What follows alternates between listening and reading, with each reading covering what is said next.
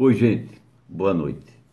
Eu gostaria de hoje Eu acabei de escrever um artigo aqui no Facebook sobre Maruí, falando dos 127 anos de Maruí e da hipocrisia que a gente tem de esperar tudo dos políticos, né?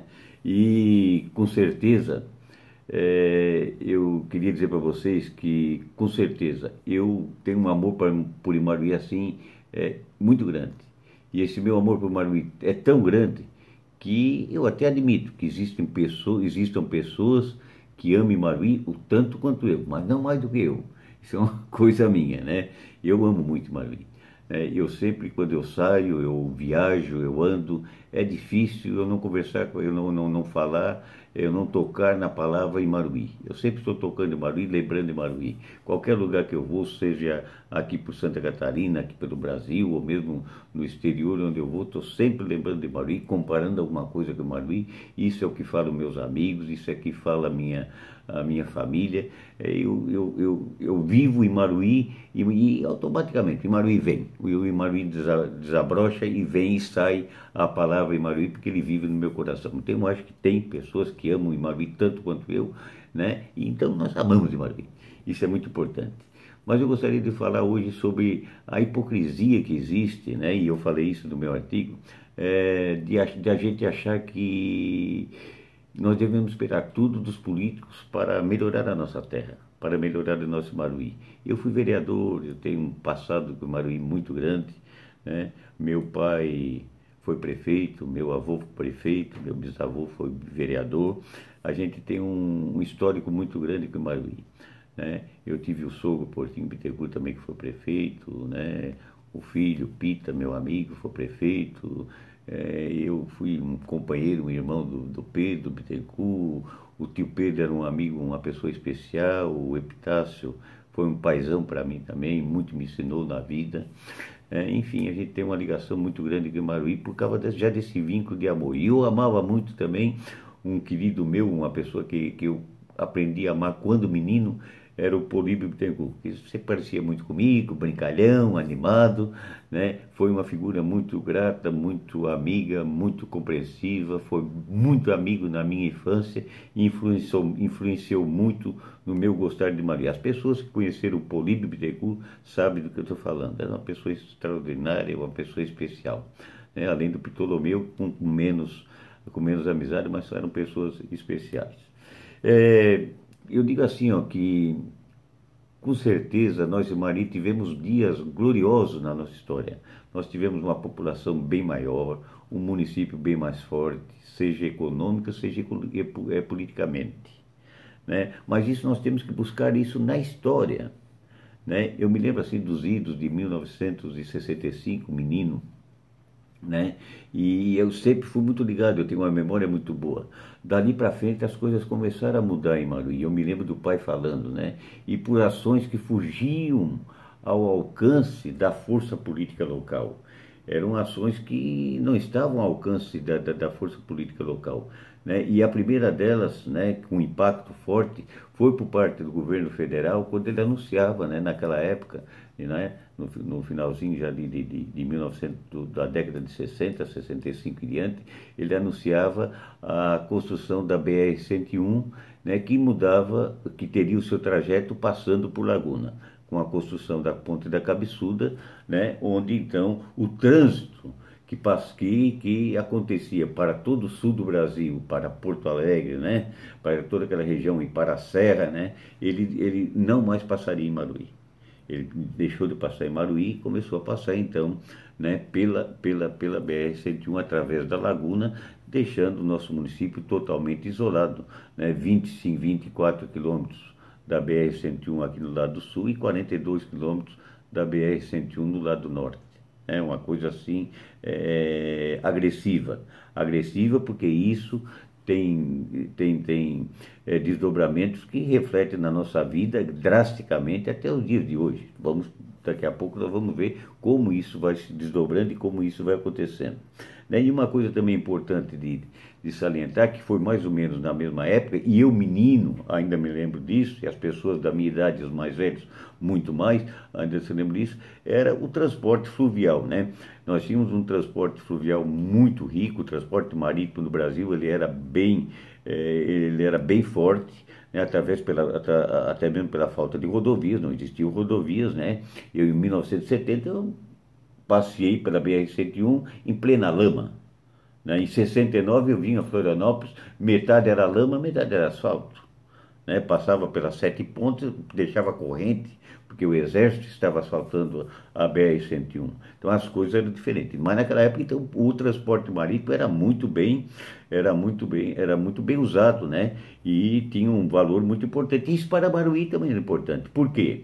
Porque toda a produção de charque, toda a produção de agropecuária, né? E toda a produção de carne de porco, toda a produção de queijo que descia da serra, daquelas regiões de Braço do Norte, de toda a região serrana, ela descia através do porto de Aratigaúba, e ali então pegava a Lagoa Imaruí, né? Algumas coisas ficavam ali no comércio local, ali na Rua da Praia. O comércio local era muito forte. Nós tínhamos ali, eu me lembro ainda pequeno, no finalzinho, eu estou me lembrando do finalzinho, né? Tínhamos aqueles casarios ali, eram todos habitados, casarios grandes ali, de colonizadores portugueses, né? Nós tínhamos ali também o comércio do Seu Jonas Lopes, era um comércio forte, né? Os secos e molhados, nós tínhamos ali desde a geladeira até a carne de porco, a banha, a farinha, o cristal, tudo tinha ali para vender, né? Tinha ali a fábrica do Seu Divo Candimil, a fábrica do café, o Café Maruí, quando na época que era do Seu Divo Candimil, do Seu Aleí, que eram sócios, né? Era um dos melhores cafés da região, e era um café bonito, bom e respeitável. Depois ele perdeu-se com o tempo porque não agregava mais valores, o mercado tinha reduzido bastante e fatalmente as empresas foram fechando, né? Tínhamos inclusive fábricas ali de enlatamento de palmito, e era fábrica grande, né? A fábrica de tratamento de palmito, ali mais ou menos na proximidade, em frente ao antigo Bar do Tono ali, nós tínhamos uma fábrica grande ali de palmito. Depois nós brincávamos ali, quando era guri, com as rodinhas das tampinhas de palmito, fazia carrinho das tampinhas da lata, fazia carrinho para brincar, mas eram fábricas que existiam ali que foram fechando. E foram fechando exatamente por isso, porque o comércio marítimo foi acabando. E as salgas de camarão que também tinham. O camarão ele não era transportado... ele era transportado para São Paulo, muito pouco, né?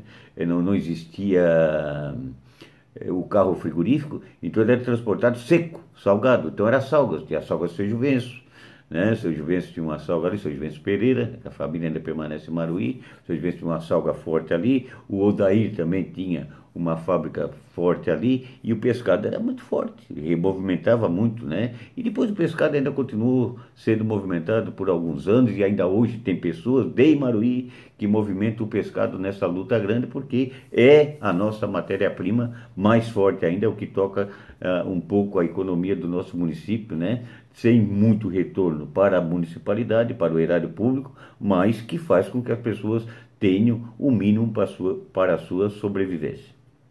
Então tudo isso foi acontecendo e Maruí foi ficando isolado, foi ficando isolado, e automaticamente, ao se isolar, né, as pessoas precisam se isolar, eles se fecham, né, a renda diminui, e as pessoas também, com o desenvolvimento do Brasil, é gerado através do aumento da indústria automobilística, dessa construção das BRs que cortavam o Brasil afora, através dessa política do governo federal, né? Vários municípios, ao longo das rodovias, ao longo dessas BRs, se desenvolveram drasticamente, assim, de forma drasticamente, assim, se desenvolveram assim, pujantemente, né, e começar a acontecer nesse município uma evolução industrial muito grande, com indústria que requeriam mão de obra, né, porque as comunidades eram pequenas, requeriam mão de obra de fora, e vieram buscar as nossas pessoas que gostavam de trabalhar e que queriam um serviço, e nós não tínhamos para dar.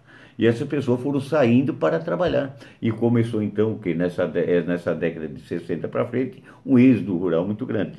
Um êxodo rural muito grande, onde as pessoas foram em busca de emprego, se empregavam bem. Hoje nós temos pessoas de Maruí em todos os lugares aí de Santa Catarina, existem pessoas de Maruí. Como eu fui dirigente partidário estadual, por todos os municípios que eu andei em Santa Catarina, tenho maruiense. Encontrava lá um garçom, encontrava lá um amigo, um empresário e maruiense. Sempre encontrava um maruiense. Encontrei pessoas de bem, pessoas assim de bem financeiramente. Encontrei pessoas de Maruí muito bem de vida, pessoas que conseguiram fazer a sua vida, empresários hoje fortes, pessoas com dinheiro, pessoas que resolveram investir nessas cidades que o progresso está ali batendo nas portas, até pela situação, né, que elas se encontram. Né? Cidades bem localizadas, cidades estrategicamente, né, construídas e erguidas em cima do desenvolvimento industrial. E isso acontece, e nós ficamos ali, né, nessa situação, isolados nessa situação. Então, por isso, hoje, que eu digo assim, que o papel da população, o papel da comunidade, no sentido de cobrar dos nossos vereadores, dos nossos prefeitos, a ação deles, não deve ser nesse sentido de desenvolvimento do município. Eles têm o papel de apoiar o desenvolvimento do município. Mas eles não têm a obrigação de fazer o município crescer, o município desenvolver. Eles têm que apoiar. Agora, a obrigação de fazer o município crescer, a obrigação de fazer o município desenvolver é nossa, como cidadão, como empresário, como comerciante local, de investir os nossos poucos recursos ali dentro. Investir dentro de Maruí, né, fazer com que as coisas aconteçam ali dentro. Né, que a gente possa, através agora do turismo, né, trabalhar alguma coisa através do turismo, que nós tentamos no governo do prefeito, do então prefeito, doutor Ayrton Fernandes, tentamos trazer o selo turismo para o município, trouxemos o selo turismo, instalamos uma primeira estação Sebrae Municipal de Santa Catarina, foi instalada em Maruí, o Roni, que hoje é do cartório eleitoral, foi o primeiro agente Sebrae de Santa Catarina em município. Ele foi um teste para Maruí e começamos a trabalhar com o turismo. Infelizmente veio outra administração e não deu esse segmento, né, que deveria ter dado, e ficou esse projeto um pouco esquecido. Mas nós temos que trabalhar isso aí. Agora isso depende da iniciativa. E eu lembro muito bem quando meu pai foi prefeito, uma vez ele foi chamado para uma reunião, e ele em casa disse: Sérgio, eu vou fazer uma coisa agora que eu era vereador, eu vou fazer uma coisa agora que eu quero ver se eles me ajudam. Eu vou fazer o maior esforço possível.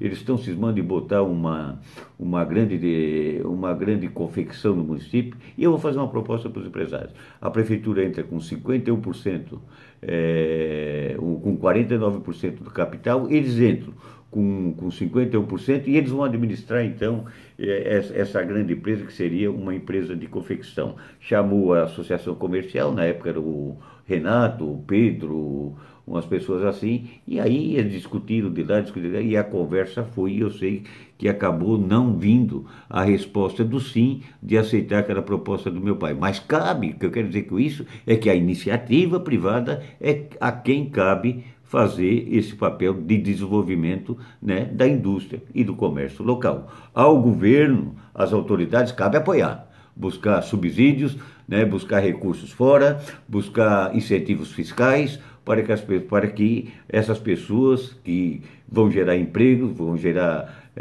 produção, possam crescer, né, dentro da normalidade e dentro da lei e dentro daquilo que é possível. Então, o papel do prefeito, o papel do vereador é esse. Então, hoje nós temos um vereador jovem no nosso município, temos uma Câmara jovem, pessoas que eu gosto, que eu conheço, o vereador Rui José, vereadores aí, né, eu não quero pecar por nome, mas nós temos aí, né, o Patrick, temos aí a minha prima, né, que é Fausto também, temos aí o Luizinho, e enfim, nós temos aí toda uma gama de vereadores, uma gurizada nova, né, que gosta de trabalhar, que tem esse ímpeto de trabalhar pelo próximo, né, que não pode ser cobrada por isso, pelo desenvolvimento do município. Essa gente está aí, ela tem que cobrar o quê? Ela tem que cobrar a boa aplicação do dinheiro público, que é curto, é muito curto e Maruí recebe muito pouco, vive única e exclusivamente do Fundo de Participação Municipal e do ICMS municipal, vive única e exclusivamente disso, de repasse de outro governo, não de receita própria, né? E nós temos que cobrar, achar uma maneira de bem aplicar esse pouco dinheiro para viver mais ou menos, né? Para melhorar mais ou menos a vida da nossa comunidade. Temos um hospital que passa por trabalho, né? Passa por dificuldades, a saúde pública do Estado passa por dificuldades. Se os grandes estão sofrendo, imagine os pequenos. Né? Isso aí vai ser uma coisa que ao longo do prazo, talvez um dia se arrume. Não é agora tão cedo que vai se arrumar, mas isso ao longo do prazo, talvez algum dia se arrume. Né? A saúde está em crise, o Estado está em crise, o Brasil está em crise, estamos herdando uma dívida muito grande, né? De que já vem de vários governos. Né? A corrupção é muito grande, né? Acontece, né, nos níveis superiores em larga escala. Né? Eu creio que no nosso município, e eu sempre disse isso, prefeito de Maruí roubar como? Vereador em Maruí vai roubar como? Roubar o quê? Pois não tem muito pouco, o município tem muito pouco. Eles têm que administrar o pouco para fazer com que possa ter gasolina no dia seguinte para poder a máquina ir para a estrada, porque a nossa receita é pequenininha. Então a esses homens que estão aí no poder, a esses homens que são vereadores, ao Rui José, aos nossos vereadores, eu digo para eles o seguinte: muito obrigado pela disposição, muito obrigado por vocês quererem trabalhar para o nosso município. Vocês, né, merece o nosso aplauso, o nosso carinho e a nossa consideração. Agora um recado: se unam, não briguem, se unam, pelo bem de todos, né? Se unem e vão conversar como gente grande, né? Porque somente unidos nós podemos ser mais fortes. Olha, parabéns Maruí, parabéns à nossa gente, que Deus nos abençoe e vamos ter fé. Assim como depois da primavera, né, depois do outono, as flores podem desabrochar, ficam mais bonitas. Assim eu espero que Maruí um dia, também depois do outono, ele desabroche, que a flor fique bonita, que nós possamos viver os dias melhores. Parabéns aos maruienses, muito obrigado e que Deus nos abençoe.